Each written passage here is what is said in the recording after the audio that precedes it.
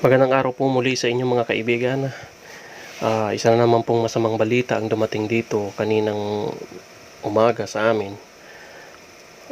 Isa na naman pong dalaga ang nag-positive sa coronavirus. Ito po ay 17 years old at nakatira dito sa Naga City Subdivision. At sinasabi na hindi naman daw ito lumalabas ng bahay. Kaya nagtataka ang karamihan bakit nagkaroon siya ng COVID-19. Akala namin wala na pong magpa-positive dito kasi malapit na ang April 30. Almost kung sa quarantine na pinag-uusapan ay lampas na. Kaya lang dahil po sa isang kadahilanan na hindi maintindihan, nagkaroon ng COVID-19 yung isang taga Naga City na isang dalaga. Pero ayon sa balita dito, pinapakinggan ko kanina, ang nanay daw po nito ay nagtatrabaho sa DOH o nag-a-assist sa mga may sakit na coronavirus.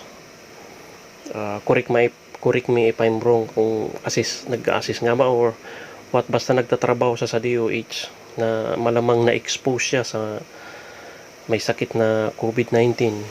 Kaya malamang daw ay asymptomatic. Pag sinabing asymptomatic po ay hindi nakikita yung epekto ng COVID-19 sa katawan ng isang tao, pero carrier na siya ng COVID-19.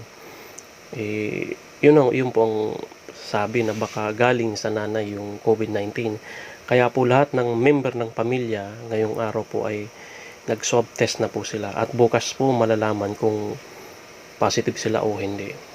Ganun pa man po, sana kung ano man ang kalabasan nito ay maging maganda para matapos na ang karamdamang ito na kumakalat dito sa Naga City. Kasi po kung iisipin ay sana wag na kaming ma-extend sa quarantine, pero kung may ganitong positive baka ma-extend pa po kami. Wala po tayong magagawa. Para naman po yun sa ikabubuti namin. Kaya po kung taga-Naga kayo, ito may positive na naman po tayo. Okay, ngayon pa man po, good luck na lang po sa inyong lahat at marami pong salamat.